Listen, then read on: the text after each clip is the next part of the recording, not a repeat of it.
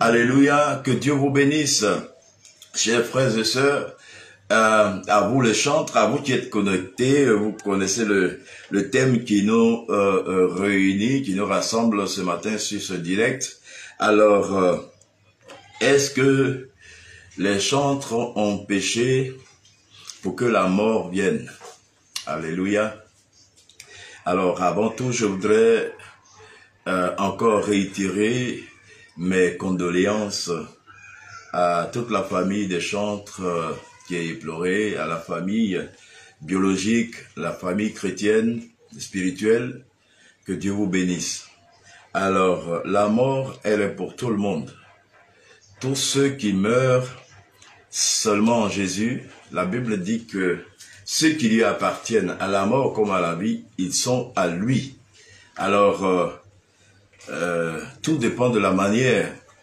Alors, on entend des prophéties, des révélations selon lesquelles, voilà, ceci arriverait. Vous savez que une prophétie, pour savoir si elle est réelle, c'est quand on voit son accomplissement. Alors, depuis que nous avons entendu ces choses, et nous voyons aussi qu'il y a des décès au milieu de nous. Donc, alors, comme la Bible dit de ne pas rejeter les prophéties, mais de les examiner. Alors, quand il s'agit de repentance, je me dis, on a toujours de quoi se repentir. En pensée, en acte, en parole, il y a beaucoup de choses que nous vivons dans la journée. Vous pouvez prendre un véhicule et puis il y a un comportement d'un chauffeur maladroit, alors vous êtes poussé à lancer des injures, c'est péché. Et donc, durant toute la journée, il y a beaucoup de choses que nous pouvons faire, en allant jusqu'à autre chose, mais sachez que le salaire du péché, c'est la mort. Et donc, ça ne s'arrête pas là. On dit le don gratuit de Dieu, c'est la vie éternelle. Donc, tous ceux qui appartiennent à Christ sont, je dirais, ceux qui ont l'héritage de la vie éternelle. Alors, c'est vrai que cela arrive et beaucoup sont paniqués. Mais je voudrais vous rassurer. Si une parole, une prophétie sort, elle vient pas pour nous condamner, à moins que la mauvaise vie dans laquelle nous ne sommes pas prêts à nous repentir. Alors, on va faire comme Asaph. Dans le psaume 73, Asaph, voici quelqu'un qui regardait les païens, disons, ceux qui ne croient pas en Dieu, qu'on appelle les méchants, il les voit prospérer, tout va bien avec eux, hein, il se demande, mais est-ce qu'ils souffrent? Il ne souffre pas, alors que lui, il applique son cœur à la sainteté, mais voilà, les choses sont difficiles. Bien-aimé, à la fin, voilà le constat qu'il fait. Il interroge Dieu, pourquoi c'est comme ça? Et puis Dieu lui montre la fin des méchants. Alors, la conclusion qu'il dit, il dit, pour mon bien, je m'approche de Dieu. Et c'est le conseil que je voudrais donner à tous, s'approcher de Dieu. Dans le psaume 91, le Seigneur dit, ceux qui l'aiment, ceux qui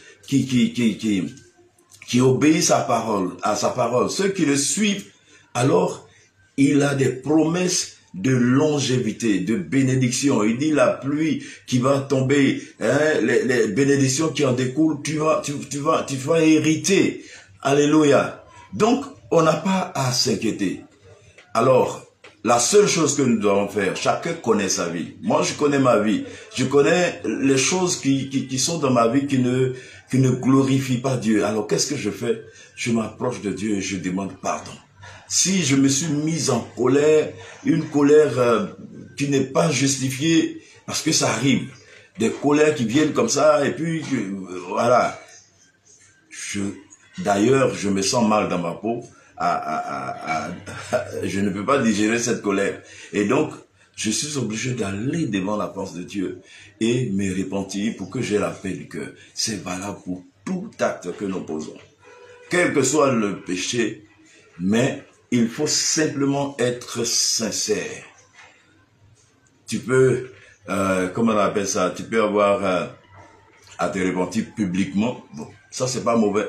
Mais la seule chose que Dieu cherche, hein, la repentance même qui plaît à Dieu, c'est quand tu pleures par rapport à ton péché. Hein? Faut pas venir dire, ouais, j'ai péché, je suis là, bon, j'ai fait ça, et puis ça fait rire les gens. Quand quelqu'un se répand, ça fait pleurer. Lui-même, il peut être en pleurs. Et Dieu sait qu'il est sincère. Alors, immédiatement, quand nous connaissons David qui avait péché, il a pris la femme de son chef d'état-major, il a pris sa femme et puis il a fait tuer 2 péchés. Mais quand le prophète est venu lui parler, David, étant roi, il pouvait faire décapiter le prophète. Mais il a reconnu, parce que David, c'est quelqu'un que Dieu a appelé l'homme selon son cœur. David s'est repenti. Il n'a pas regardé qu'il est roi, il s'est repenti. Hein, le psaume 53, quand vous lisez le psaume, il dit, aie pitié de moi. Aie pitié de moi. Vraiment, quand on est sincère, Dieu nous pardonne instantanément. Alors, la mort qui planait comme une épée de Damoclès, elle s'en va. Et c'est ce que je demande. Nous aurons vraiment des temps de prière. Nous allons prier. Et celui qui sait ce qu'il a dans son cœur, ou bien le péché qu'il a commis, il se présente devant Dieu avec un cœur vrai et Dieu lui pardonnera. Et nous aurons ce temps de prière, nous allons prier pour ne pas que la peur s'empare des gens. Hein? Comment on appelle, Jean-Baptiste disait à ceux qui venaient de se repentir, il dit, vous fuyez la colère de Dieu. Vous fuyez la colère de Dieu. On n'a pas besoin de fuir. Non, on n'a pas besoin de fuir. Ce qui ramollit la main de Dieu, c'est notre repentance sincère. Donc, je nous invite. Et nous allons vous communiquer ces temps comment on appelle ça, de prière. De prière, le lieu, nous allons vous communiquer le temps que avec tous nous puissions nous entendre et préparer ce moment. C'est vrai, la mort peut venir, C'est pas forcément vrai que ceux qui sont morts, hein, c'est parce que il y a un jugement sur leur vie. Mais Dieu nous avertit, alors laissons-nous être avertis. Parce que celui qui endurcit son cœur, quand ça va venir chez lui, il n'y aura même pas quelqu'un pour être son avocat. Or, celui qui est notre avocat nous demande de nous approcher de lui. C'est le conseil que je peux te donner à toi. T'approcher de Dieu, comme Asaph le dit, c'est mon bien, c'est ton bien. Ce n'est pas le bien de quelqu'un d'autre. Vous savez, j'ai été une fois à la prière de délivrance. Parce que c'est vrai, hein, vous pouvez voir quelqu'un, voilà, il chante bien, mais on est souvent menacé par des esprits. Et je suis allé à la prière au Congo. Il y a des séances de prière, 3 heures de séance de prière, vous avez 1 heure de repentance. Franchement, après 2 minutes, tu ne sais plus de quoi tu vas te repentir. Mais bien aimé, au fur et à mesure de l'exercice de ces moments de repentance, il y a des choses cachées en nous. Il y a des choses qu'on croit avoir oubliées. Je me rappelle que le Seigneur m'a rappelé quelque chose que j'ai oublié il y a longtemps. Il dit, est-ce que ça tu as pardonné? Waouh! C'est un exercice que nous devons avoir constamment devant Dieu. C'est comme quand vous allez vous promener ou bien travailler durant toute la journée, le corps est rempli de sueur et de poussière et de saleté. Le soir, quand vous rentrez, vous vous lavez et vous vous sentez bien. C'est la même chose pour la repentance, la sanctification. Une fois que vous vous exercez à cela, vous vous sentez léger. Et la joie revient, la véritable joie revient. La joie que tu as perdue pendant des années, cette joie revient. Et donc, ensemble, appliquons-nous à réellement nous approcher du Seigneur. C'est à ce juste titre que Dieu nous donnera son trésor. Vous voyez, le Seigneur dit, ceux qui l'aiment, il a préparé de grandes promesses pour eux. Même la longévité, hein, vivre longtemps. Dieu, il a préparé cela pour nous. Mais approchons-nous de lui.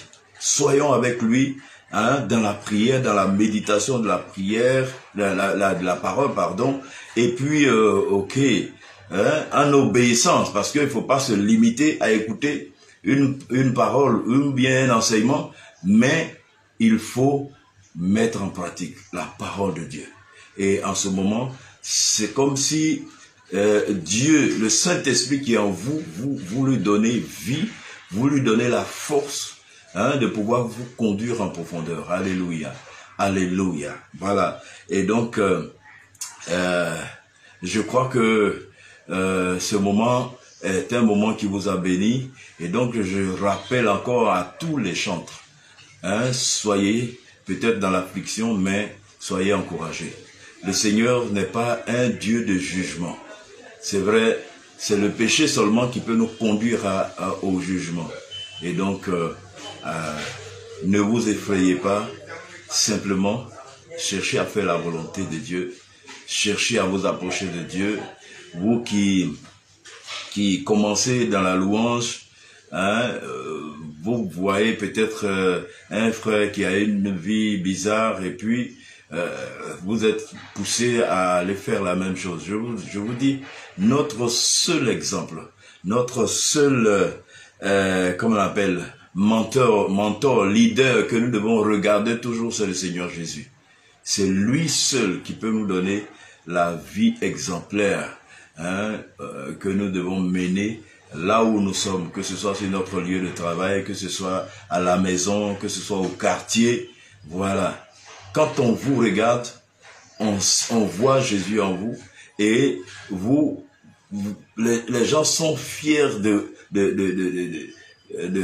Christ à travers vous. Ils sont fiers de Christ à travers votre vie. Chers chantres, c'est ce que nous devons faire. Quand quelqu'un nous regarde et puis il dit vraiment, je vois les autres, mais tu es différent. Peut-être même il peut te poser la question de savoir quel est ton secret.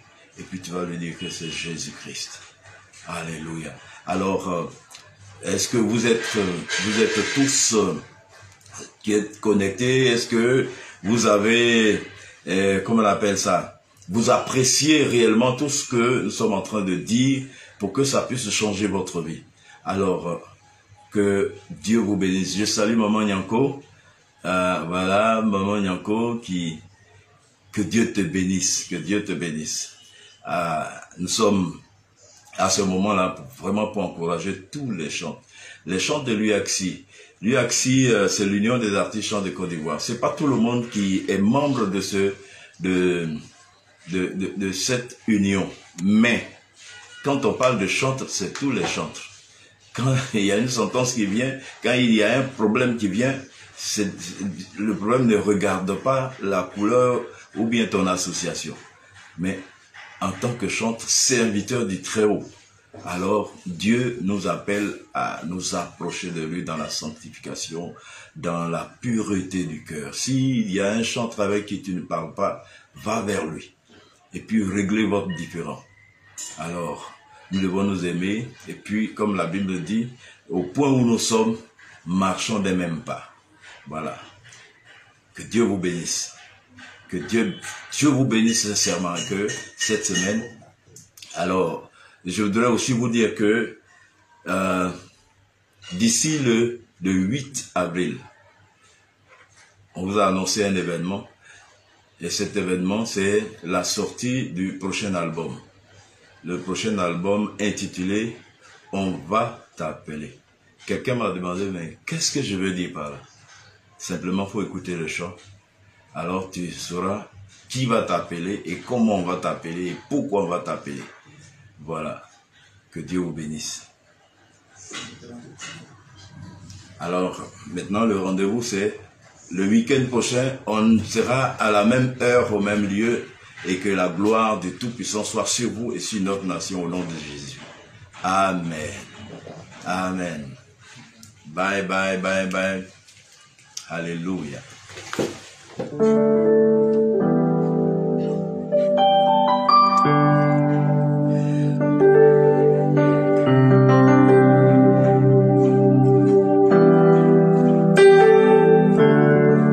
Il est l'éternel rocher.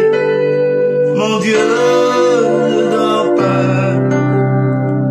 Il est l'éternel rocher. Mon Dieu ne dort jamais. Il ne dort pas. Mon Dieu ne dort pas. Alléluia. Il est l'éternel rocher.